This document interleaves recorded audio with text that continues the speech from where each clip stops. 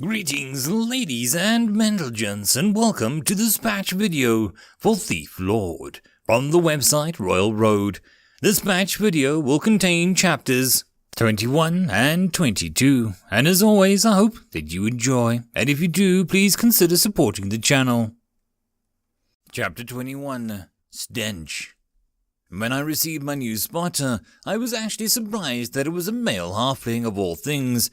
With a negative boost to agility and the obvious challenges with a short height, I didn't expect the race to be a viable candidate to take the role of rogues or archers. I actually feared that I had a bad role, but my underling would somehow have to reduce stats. After putting up his character sheets and comparing it to the elven spotter, I can't really see any differences. I probably should have read up on this earlier, but it doesn't seem like NPC races have the same racial restrictions as players have. It's an odd thing for developers to add to a game, and I could see a ton of people complaining about this effects of immersion or whatever, but I, for one, welcome this possibility. If the game was always trying to min-maxing even the NPCs, then I would very quickly be bored of seeing something about elven archers, dwarven warriors, or dark elf rogues wherever I go. Having a wide selection of races performing any tasks feels a bit more lively in my eyes. I sometimes wonder why we haven't bothered adding racial differences for us normal players at all. But I suppose it's because of what gamers prefer or are most familiar with. We are an odd bunch, us gamers. The spotter arrives with much like the others, dressed in filthy rags and with a suspicious glare at everyone around him. I sometimes wonder if the game developers even know what subtlety even means. If a single regular player even witnessed this event, I'd be officially screwed. There is no way that I could ever pull off the stunt in a tavern visited by players, or God forbid, anywhere in the market district. Regardless, here he is, and I have a heist to prepare. I would love it just to head off to do the job at once, but I need to be pragmatic about this. Since the halfling spawned in as a level 1 underling, I need to at least have him reach level 2 so that I can equip him with a better weapon. Luckily, killing a pack of level 5 raps is enough to level up a much weaker underling in a spectacular fashion. Therefore, my underlings and I are already back in the abandoned warehouse and climbing back down into the sewers. 15 minutes later, and my underlings are tending to their wounds while I have my elven spotter hand the crossbow over to the halfling. I spent some time considering which one of my underlings should have what weapon, but that decided that it makes way more sense for the smaller guy to have the crossbow. Even though it doesn't make any real difference, it just feels more natural.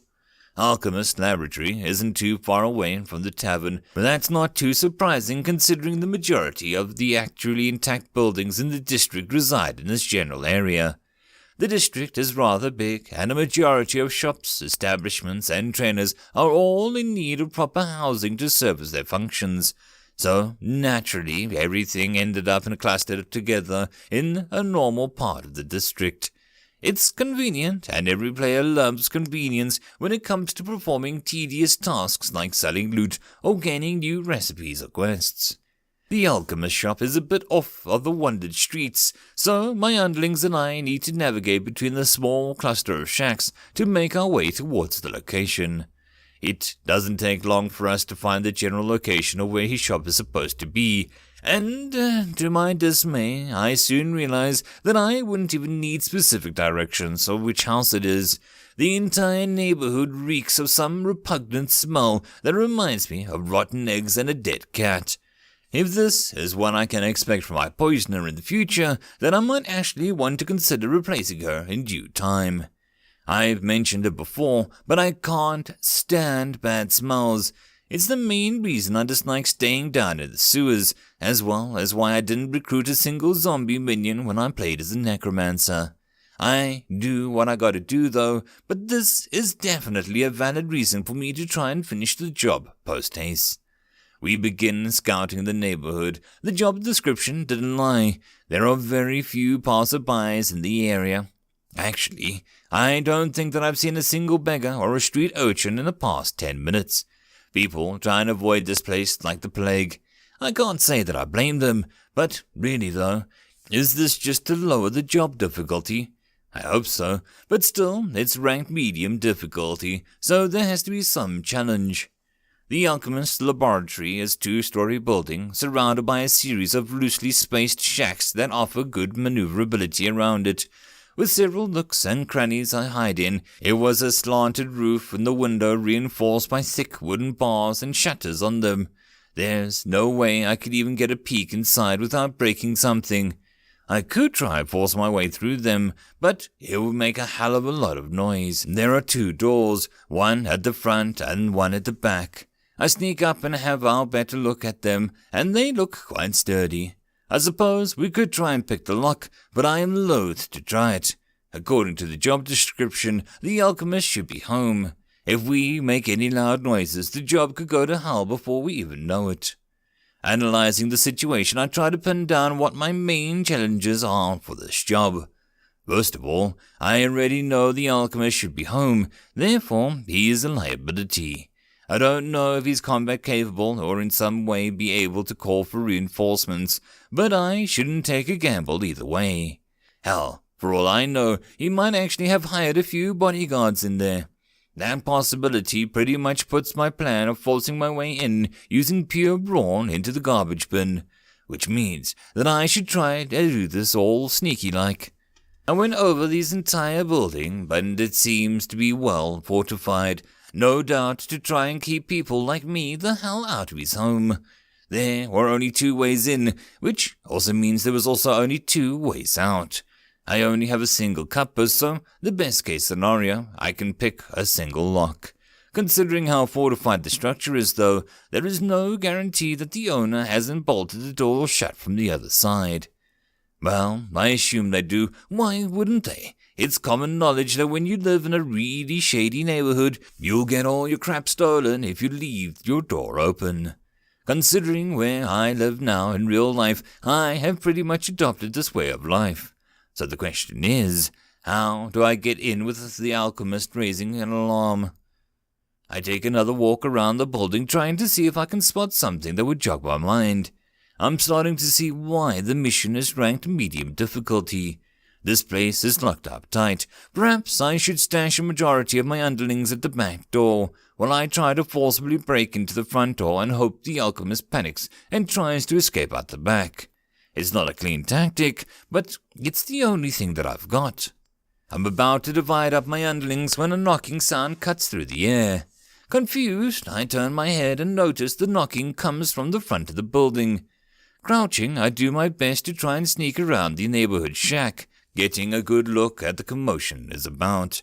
Peeking around the corner, I spot a shabby-looking elf knocking on the front door forcibly. Is that a beggar? What is he doing? I frown as I stare at the man. A short moment later, the door opens and a human man wearing a leather apron and glasses appears in the doorway. Taking a moment to size up the homeless elf, he grunts, "You're late. Do you have the sample?" The elf smiles weakly. "Yes, sir, I do, sir. Right here, sir." He extends a frail arm covered in scabs.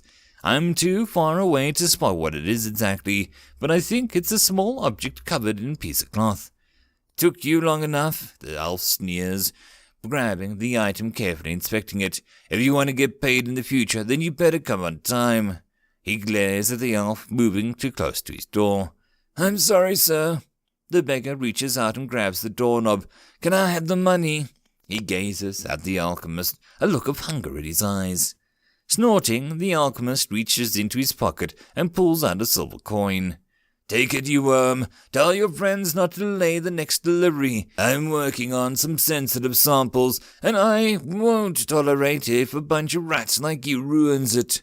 He wrinkles his nose in disdain. "Now, be gone," he says before he slams the door shut, followed by a loud thumping noise and a heavy object slamming into something. "Crap," I mutter. "Did he just bar the door shut?" I frowned. That seriously messes up my plan to kick the door in. That encounter gave me an idea, though. If he expects the regular deliveries, then why can't I masquerade as one of his contracts? The door has no peephole, so I don't see how he'd know that it's not one of his delivery boys. Could there be some other sign, though? Like a special knock or something? It should be there if he's half a brain. Or maybe I'm just making this more complicated than it has to be. What happens if I knock on the door when it doesn't expect anyone to arrive? How will he react when I do something wrong? Questions race through my mind. A part of me just wants to say, "Wreck it," and try knocking on the door. It's just a game. How complicated could it be? Then again, wouldn't that be far too simple? When I think back on the jobs seem to have hidden triggers to make the jobs more convoluted and difficult. I still shudder at the thought of Davin's window returning home early in my last job. Deciding to act on the side of caution, I decide to wait for a new beggar to arrive. In the meantime, I need to come up with at least most ideal spread for my units. Even though I will try and force my way through the front door, I should still have a back door covered. Since the front door is where the action is going down, that's where I need to focus my efforts. Therefore, I bring my original 3 underlings with me over to the front, while sending the low-level hoodlum, spotter, and poisoner to the back. I have my spotters take up scouting positions, while my hoodlums find hidden locations as close to the doors as they can. For my own part, I slither into the back alley across the street alongside my cut-posts. We find a nearby wooden crate and move it in front of us so that we won't be easily spotted. I am not particularly happy about sitting still and waiting for a long time with no guarantee of any gains, but I suppose I need to adapt my mindset if I ever want to succeed. Don't get me wrong, I don't mind spending a long time grinding monsters for minimal gains, but I need to have a little gain. The carrot, if you will. As the minutes drag away, I get more and more antsy. I assume another homeless person will show up eventually, but I don't know if it will be 5 minutes from now or 5 hours. It is also starting to get late in the evening, so I should consider putting my status back to appear as online. Anna is a weird girl, but she's good fun to talk to, even though I don't really have to. I find it refreshing to have someone to have a conversation with every now and then when I'm in-game. God knows that I need it. Spending 3 months in the middle of a forest grinding monsters was really starting to affect my psyche.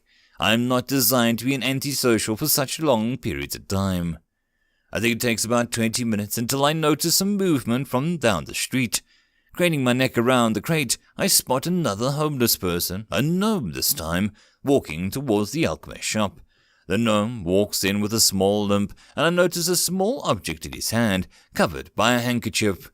Stepping up to the door, the gnome raises his fist and knocks on the door in a practice pattern. Knock, knock, knock. Knock, knock, knock. So there was a pattern, I mutter, mentally patting myself on the back for not acting rashly earlier. It takes a short moment, and there's a small huffing noise from the other side of the door. When it eventually opens, the alchemist once more appears. "You're late. Did you bring the sample?" he grunts. Deja vu moment. Before the beggar can respond, I spring into action. From my hidden location, I immediately start casting Calm, targeting the alchemist. It only takes a half a second, but a small translucent mist shoots from my hand towards the alchemist. The small mist surrounds his head, gathering around his eyes. "Huh?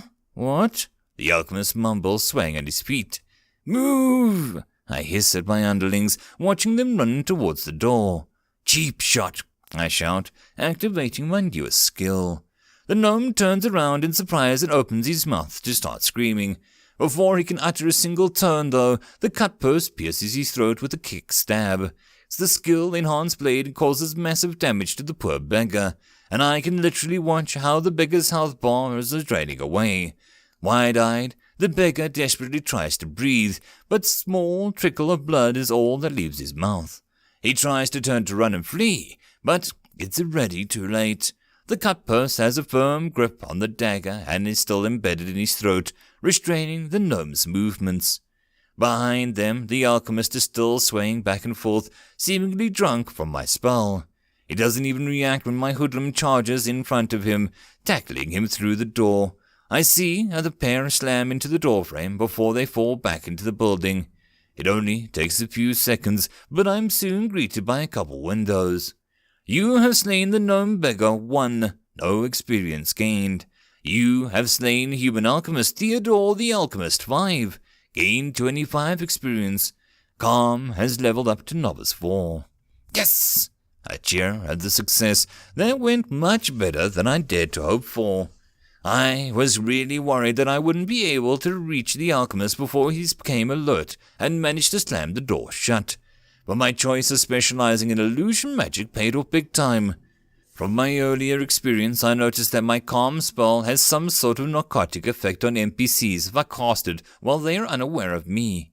Since the spell lowers his perception of the infamy levels of anyone around him, he couldn't perceive my hoodlum as a threat until it was far too late. My illusion magic is perfect for this job, and it went off without a hitch. Grab the bodies and pull them inside, I order my cut purse while I point to the dead beggar. I run over to help by grabbing the arm of the beggar, and together we pull the body into the shop, closing the door behind us. Turning around, I'm almost knocked off my feet by the intense smell slamming against my face. Holy crap! I curse as I immediately pinch my nose. The smell is 10 times worse inside. How the hell could he even work under these conditions? With a firm grip on my nose, I take a look around the room. It's dimly lit living room that seems to have been turned into a storage room of some kind. There are boxes stashed everywhere, on top of the table, the chairs, and there's even a crate chucked into the fireplace. Some other stairs are leading up to the second floor, and I can see that the kitchen seems to have been refurbished into a makeshift laboratory at the back. I can't hear any movements inside the house, so I don't think there is anyone else here. That is good. So far, the job has gone flawlessly. I don't think the difficulty rating would account for those also being armed guards inside the house. To make sure, though, I have my cut purse sneak upstairs with orders of scouting out the place while I bring the hoodlum with me to the kitchen to open up the back door, allowing for the rest of my underlings to enter. As I enter the kitchen, I have to swallow a mouthful of bile and threatens to escape my stomach. The smell seems to intensify as closer I get to the lab. I hate this part, I mutter as I stumble towards the back door. Opening it, I quickly step aside as my dwarven hoodlum poisoner step inside. I let my spotters stay outside and keep watch for anyone approaching the building. It is better to use of their time than a small house can only accommodate a certain amount of people at a time. You two start looking for the lab for anything you need. I point to the poisoner and the dwarf. You join me in the living room to look for all the crates. I tell my other hoodlum as quickly as we exit the kitchen. Normally, I would stay in the kitchen myself, since that's where most valuable equipment and items should be. But seriously, can't stand the smell. It's like the game doesn't want me to grab anything. I haven't heard a single noise from upstairs, so I assume that means the entire house is clear. I'm not certain if there are more unknown variables to this job, but I should assume that I have had 20 minutes of looting until another beggar appears. While killing another one of them shouldn't be a problem for me, I'd rather not murder half of the homeless population in the district during a single job. I don't know what, but I have no doubt that there would be some sort of divine retribution if I did. Besides, 20 minutes should be plenty. What can go wrong? End of chapter. Chapter 22. Motherload. As it turns out, nothing went wrong. We rummaged through the crates as fast as we could. It didn't go too quickly, considering that I had to keep one of my hands on my nose at all times, but we still had a good time. The crates mostly contained raw alchemical ingredients and glass vials in large quantities, and I pocketed everything that I could as quickly as I could. I also went over the two corpses and pilfered through their belongings. The beggar didn't have anything, but Theodore's body had several items of note that I gleefully stored away. There will always be time to check items details later. We looted the building at a decent pace. By the time 20 minutes were up and someone started knocking on the door, my underlings and I were already on our way to disappear at the back. I'm currently running on a high from a great success, and by the time we arrive back at the warehouse, I've been using an impromptu base. The confirmation of the completion of my heist appears. The job, running on fumes, is successful. A knife in the dark, a real thief lord doesn't mind collateral damage. You decided to murder the alchemist and one of these errand boys. While you did find an efficient way to complete your task, it might not be without repercussions. Nevertheless, the job was a success and you may reap the full rewards. May you prosper, Thief Lord. Rewards: 250 experience, 4 pieces of equipment, 374 crafting regions, 5 miscellaneous items, 8 gold, 5 silver, and 6 copper. I grin. That's not a bad haul. If every job goes so well as this job, then my troubles would be over. I'm really starting to get the hang of this Thief Lord business, even if the game system gave me a subtle and ominous warning in my job completion notification. What's up with that anyway? Meh. Whatever floats the game developer's boat, I suppose. On another note, I really enjoyed how I combined both my illusion magic and the destructive potential of the Thief Lord class in a single fight. Imagine what I can do when I reach level 20. The potential for kicking rear is enormous.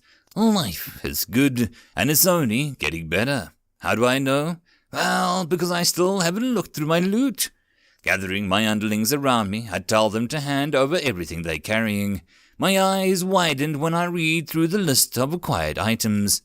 Novice Alchemy Kit Uncommon requires alchemy, contraband. Scholar Glasses Uncommon, +3 Perception, requires level 4, contraband. Crafter's Leather Apron Uncommon, 10% skill acquisition in crafting skills, 5% physical resistance, +3 endurance, requires level 3 contraband. Crafter's Leather Apron Set, common, +10% physical resistance, +10% boost to crafting speed and effect, requires NPC, contraband. Painting Novelty Item number 41, contraband. Recipe Weak Health Potion, common alchemy recipe, contraband. Recipe Weak Paralyzing Poison, uncommon alchemy recipe, contraband.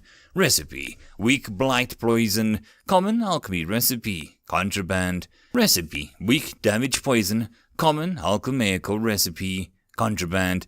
104 Simple Glass Vials, common alchemical ingredient. 23 Shadow Bane, uncommon alchemical ingredient. 32 Moon Lily Petal, uncommon alchemical ingredient. 85 Rose Thorn, common alchemical ingredient. 76 Gritty Root, common alchemical ingredient. 54 Dried Imp's Blood, common alchemical ingredient. That's the motherlode if I ever saw one. The sheer amount of items and crafting regions I just received are staggering. The crafting ingredients aren't even marked as contraband, which in reality means that I can sell it to other players for full price. It's a virtual gold mine for me to perform these types of jobs.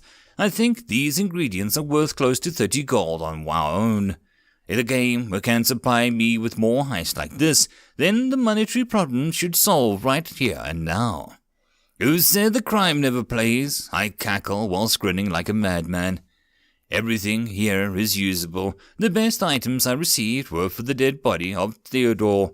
Being a named monster, he dropped both the majority of the coin, as well as his glasses and the apron that is equipable by me. I didn't really expect there to be both a set and me and a poisoner, but who am I to complain? Hell, it's about time I gained a few gear pieces that I can wear. Even though I don't particularly need any perceptions as of yet. The 3 points in endurance from the apron are going to be a big help though, since it is nearly doubles my health pool on its own. I should really pay more attention to my health points. I'm far too frail. Which is why I need a new and better equipment. It's not really because I need more protection, but I need increases my attributes. In role-playing games, equipment is everything. No matter how high level you are, the majority of your attributes will always come from weapons and armor. Currently, I have less than half my item slots filled with usable gear. It's a disgrace, really. It's just a waste both potential and attributes. I need to fill them fast, which is why my next big priority is to prepare for and complete the burglarizing bard job. And to do that, I need to maximize my chances, which means that I need to put my poisoner to work while simultaneously to try and grind up experience for my underlings. If I am to cover all my bases on this job, then I need to bring my A-game. That means that I need an ample supply of poison for my underlings to be in top shape. I also require to strike at the correct time, since the job description clearly stated that the Bard's College is frequented by players. Then I need to find a window of opportunity where there is the least amount of chance of running into any of them. The natural time for this should be during the night, when there is nothing else but to grind monsters or to get drunk in a tavern, since all the merchants and quest givers are asleep. Since that's still a few hours off, I figure I should spend my time wisely. First of all, I'm handing over my crafter's item set, the recipes and the Alchemy Kit to my poisoner. She needs a safe place to work. I consider letting her here in the warehouse, but I quickly dismissed the idea. She might be able to work uninterrupted, but I fear that she would be at risk of criminal NPCs or wandering players. Since I can't bring her with me into the sewers, and I can't spare any underlings to protect her, I am left with only one option: renting a room for her in the tavern. The trip over to the tavern is uneventful. I seriously underestimated how few players bother visiting this district. I don't think I've actually met any of them yet. No wonder no one discovered that there is a perfectly good monsters to battle right beneath our feet. They can't find them if they don't even bother looking. I'm sure the Dark Pegasus Guild knows about it, but none of their players should be beneath level 20 anyway, which means that these monsters are far beneath them. I wonder if the monsters scale to a higher level in other districts. I should ask Anna whenever I get a chance. I glance at the in-game watch. 11 p.m. That should be a good time for good old Ryan to go to bed, shouldn't it? Opening up my friends list, I change my status to appear online. Only 5 seconds later, the all too familiar ringing tone appears in my mind. Anna Owl Windrider writes, "Hey Ryan, how's it going? Already back on?" Whoa, that was fast. Ryan Stabberton writes, "Hello Anna, I'm fine. Thank you for asking. Hope all is well with you." Anna Owl Windrider writes, "Yeah, it's been a rough day. My sister has been throwing a fit over the fact that we couldn't find the Thief Lord last night. I kept telling her that there is no escape for any villains, but she is certain a Thief Lord managed to slip through our grasp somehow." I frown. They are still looking for me. Why? I don't get what is the problem. Sure, Thief Lords and villains in general can really be annoying to deal with, but it's not like we are that big a nuisance in a city of this size. Ryan Orn Staverton writes, "That sounds rough. Aren't Thief Lords really that bad, though? They're only players like the rest of us. From what I read, they can't even work in groups." Anna Owl Windrider writes, "That's what I tried to tell her. Man, I mean, come on. It's just a lousy villain. They're fairly easy to deal with anyway. Which reminds me, you need to check out the video of my party killing one of the highest level villains in the game. A level 38 necromancer. You won't believe it. The guy was a total noob. I'll forward the link to the video. It's gone super viral over the last day. Everyone has seen it." My eye twitches. Alright, now I feel slightly less bad for lying to her. Gritting my teeth, I make damn good effort not to transfer any of my bitless along with my next message. Ryan Orn Staberton writes, "I've already seen it. Great job. Tell your party that they have my congratulations. It puzzles me, though. If villains are this easy to deal with, why does your guild have such a grudge against them? If you don't mind me asking, that is." Anna Owl Windrider writes, "I don't mind. I don't, really. They're just players. My sister keeps ranting over how bad they are all the time, though, especially Thief Lords. It's getting a bit stale, in my opinion." Ryan Orn Staberton writes, "Especially Thief Lords. Why?" Anna Owl Windrider writes, "Oh, I don't know. It's more like villains in general, but she sorta has an extra hard-on for Thief Lords. I usually just tune her out when she starts blabbering. Something about them having some sort of top-notch concealment skill, yada yada. She's really mad at them and sees calling them a greatest threat to her economic future, or whatever. In my opinion, she needs to loosen up a bit. It's just a game." Ryan Orn Staberton writes, It sounds a bit drastic. I don't see how they are that much of a threat, though." Anna L. Windrider writes, well, they're not, really. They will be if they get high enough into level, though.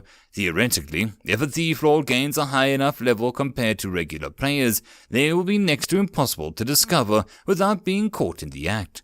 Like all villains, they can do some real damage to player property without needing to worry about the drop of renown that players normally do.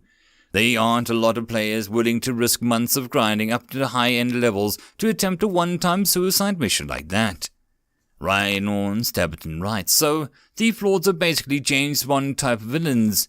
And Windrider writes, James who? Ryan Orn-Stabberton writes, never mind, old guy stuff.